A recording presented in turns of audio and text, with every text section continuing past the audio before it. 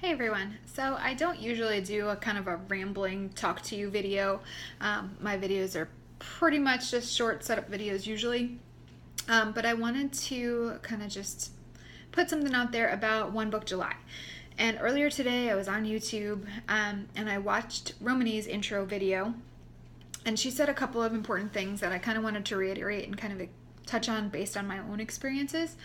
I first tried One Book July 2 years ago, and it was actually the first traveler's notebook I bought. I bought like this little thing and was trying to get everything crammed into there, and it worked okay. I think I have a video on here somewhere about it, but it didn't hook me. And then I think I was too focused on the rules, and that was kind of the biggest thing that she said that in the video that I watched today was that really focus on the fact that there aren't any rules. I was so focused on the rules 2 years ago that last year I didn't even bother participating. I was like, I'm not doing One Book July. I need 7 books, so why even try it? This year I'm kind of in between, so that's why I wanted to talk to you a little bit. I've already decided that it's not going to be 1 book. It's going to end up being 3 books more than likely of how I separate things. But I'm also doing what the point of One Book July is, and that's going back to basics. I realized that I needed to do that probably, I guess, a week and a half, 2 weeks ago. I went on a camping trip to Colorado. And I went by myself, and I was so looking forward to all this journaling time and reflection time and all of this stuff that would be able to do when I was there. And I wound up having too many notebooks to where I couldn't focus on anything, and I wound up not doing exactly what I wanted to do. I wound up with a usual traveler's notebook. I'm a traveler's notebook person if you ever watched any of my videos. So I have this, a pocket size, or it's Pocket Plus. This is something I carry with me all the time. And then I wound up getting a B6 Slim that I was going to use for the camping trip itself. You can't I was gone for 1 week. I can't fill a notebook like this. So I overwhelmed myself. I brought this. My mom gave me a journal. I brought another notebook, and then a friend of mine gave me a specific camping journal. So I wound up with 3 additional notebooks along with the B6 Slim. So I was completely overwhelmed, and I wound up journaling bits and pieces in different places. The camping journal I used primarily just because it was more structured. This is where my reservation was, this is who I met, this is what I did, things like that. So it wasn't exactly, just a page full of journaling. It was a prompt. So that one was fine. But then I really was overwhelmed about how many notebooks that I had with me. So I realized that I was overwhelming myself with too many things to do, or too many things that I wanted to do.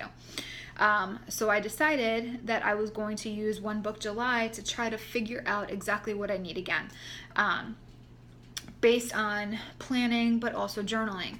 I do morning pages, so that is why my One Book July is going to end up being probably 2 or 3 Notebook July. This is what I use for morning pages. It's just a regular Moleskine. This is my 2nd volume, and I'm about halfway through, so I'm not going to stop and try to put everything in one notebook. This is going to come with me wherever I go over the summer. That is how I do morning pages.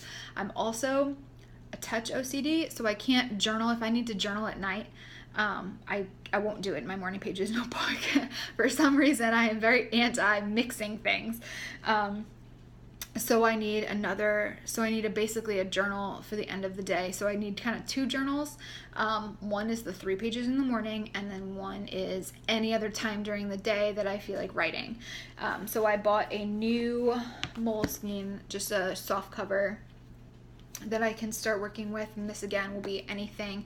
And I'm kind of thinking of doing this, using this. I'm trying to write more fiction, and I don't know if it'll end up turning into a book, but if I can write 1 page a day, my friend has kind of motivated me and encouraged me to do just 1 page a day and see what happens after a year. So I may mix that I might mix some fiction and then some Dear Diary writing. in 2 Moleskines. And then to figure out, again, the basics that I need, I decided to try a bullet journal. So I'm foregoing all Traveler's Notebooks for One Book July. And that kind of is because in this chunky little thing, and I love this thing, I will not get rid of it. This will come back. I will come back to this. But my issue is that I've got so many inserts that I almost don't know what to do with them all. I've got a monthly, a tracker, a daily, a journal, and I've got all these things in there, but I'm also like, oh, grab another notebook in there. What can you do with it? Kind of person. And I'm trying to steer clear of that. So I am eventually, maybe in a couple of days, I've been setting up the bullet journal probably for 2 days or so. So today's kind of the first day I have an actual week started on it. And I may do a flip through of this. I'm obviously not as creative as some people that you see on YouTube, so I don't know if it's even worth looking inside this bullet journal. But I think it will help me kind of figure out exactly what I need planning wise for my personal life. I also have an actual personal planner that I use for school, and this remains, but Romany also said something that she had a good point, and that's kind of why I decided to do this even before I heard her say it. July is a really good month for me to kind of go back to basics because I don't have any schoolwork. I'm a teacher, and I don't have to worry about planning for school that much. I've got certain things to do over the summer, but nothing like the school year. So this is a really good time for me to kind of dial it back and figure out exactly what I need to have and see every day. Like I said, my personal planner, this is my school stuff. It's just a monthly spread, and then, a week on 2 pages, and this is where all my school planning will go. And I did that last year, and that worked really well, just kind of separating my personal stuff and then the personal planner for school.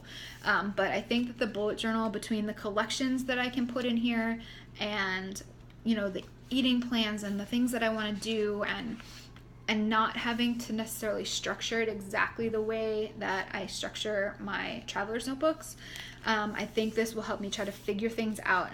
And that to me is what One Book July means. It's not necessarily about literally one book, literally one pen.